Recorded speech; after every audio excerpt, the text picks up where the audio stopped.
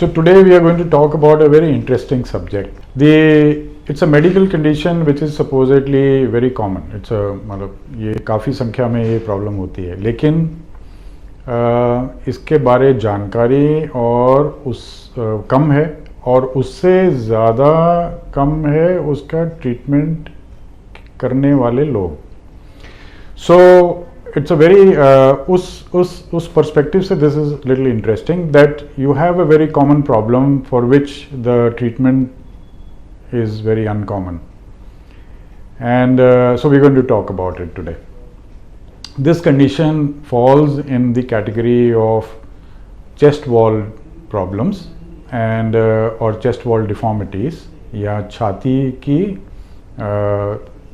सीने की प्रॉब्लम्स के लेके ये वाली प्रॉब्लम आती है, जिसकी कॉमनली इसको पेक्टस डिफॉर्मिटी कहा जाता है. पेक्टस का मतलब हो गया कि ब्रेस्ट बोन या चेस्ट की एक जो सेंटर वाली बोन है, एंड इसकी दो वैरायटीज़ होती हैं, carinatum and cavatum. Carinatum is also called pigeon chest, जिसको पिजन चेस्ट भी कहा जाता है, and cavitas is where it is in the reverse deformity, जिसमें कि ये ब्रेस्ट बोन अंदर की तरफ धसी होती है, and this can be seen in varied और ह्यूज वैरायटी ऑफ कॉम्बिनेशंस. एक तरफ की हो सकती है, दोनों तरफ की हो सकती है, एक तरफ का सीना ज़्यादा हो सकता है, नीचे का सीना ज़्यादा हो सकता है, बाकी नॉर्मल है. मतलब it comes in a very very extensive variety of problems. तो ये प्रॉब्लम है क्या?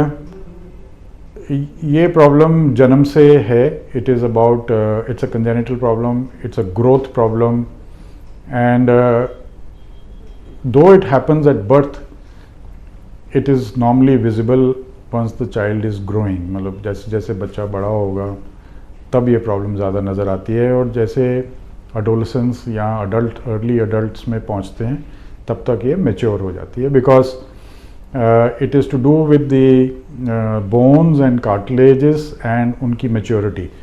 तो जब तक सीना हमारा ग्रो कर रहा है ये प्रॉब्लम बढ़ेगी, जब ग्रोथ पूरी हो जाएगी तब ये प्रॉब्लम भी मैच्योर हो जाएगी, और तब तक जाके इसके असर दिखने शुरू हो जाते हैं. सो इस कॉन्टेक्स्ट में भी this is an interesting problem, because even though it is a congenital problem, it becomes evident और more recognizable when the person is an adult. So from that perspective also it's quite interesting. So what does it do?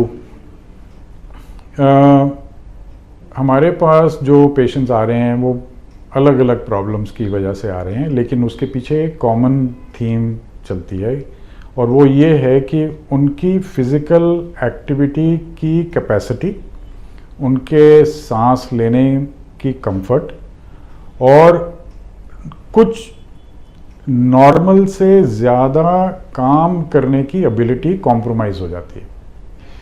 Means what? Means that they are comfortable in normal physical work, but whenever they exert themselves, which could be either in sports or in the gym, or whenever there is extra load on the body, then they find that they are incapable of performing. Therefore, ये young teenagers में या adolescent as में ये problem ज़्यादा होती है, because ये बच्चे अपनी स्कूल की एक्टिविटीज़, स्पोर्ट्स एट्सेट्रा में पार्टिसिपेट नहीं कर सकते और उनकी performance becomes affected. It can also be an isolated problem और part of a syndrome.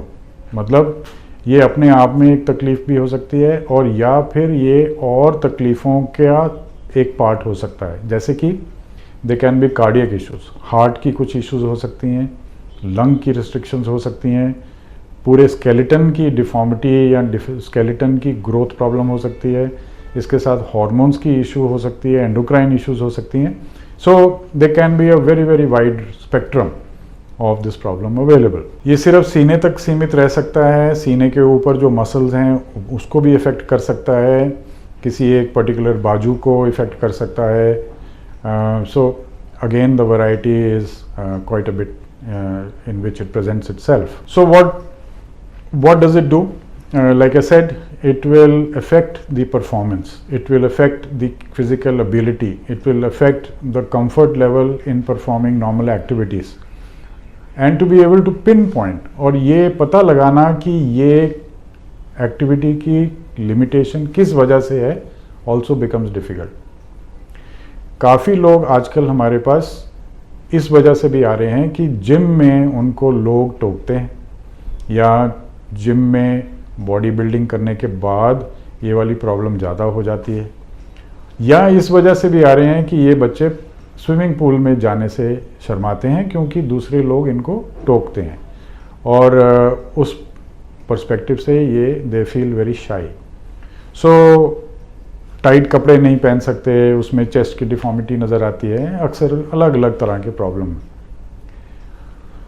So where is the conflict? The conflict is कि जब ये पेशेंट्स कंप्लेन करते हैं कि हमें ये प्रॉब्लम है, पेरेंट्स इस प्रॉब्लम को पिकअप ना करने के कारण या और भी किसी वजह से अक्सर उनको ये बोलते हैं कि तुम्हारा ये वहम है, इसमें कोई दिक्कत है नहीं. सो ये फैमिली के अंदर कॉन्फ्लिक्ट चलता है. What we would like to say is that this is a genuine problem. It's a growth problem. It's a problem which affects their performance, both physical performance and subsequently mental performance, because it affects the confidence of that person also. Therefore, because of all these reasons, it becomes important that we should try and give them some relief. And we are happy to say that we have been seeing a fair number of these problems from all over the world. They are coming to us with different presentations in a wide variety of spectrum, and we are able to correct that problem in a single sitting. एक operation से ये problem का हल हम लोग करते हैं, जिससे there is a dramatic improvement, एकदम लाइफ चेंजिंग इसमें चेंज आती है. जो बच्चे जो काम और एक्टिविटी नहीं कर सकते थे, within about a month and a half they are able to start doing those works, और जहाँ उनकी परफॉर्मेंस, कॉन्फिडेंस, साइकोलॉजी में उल्टा असर आ रहा था, वो सारा रिवर्स होके पॉजिटिव की साइड पे जाना स्टार्ट हो जाता है. हम ये कैसे कर पा रहे हैं?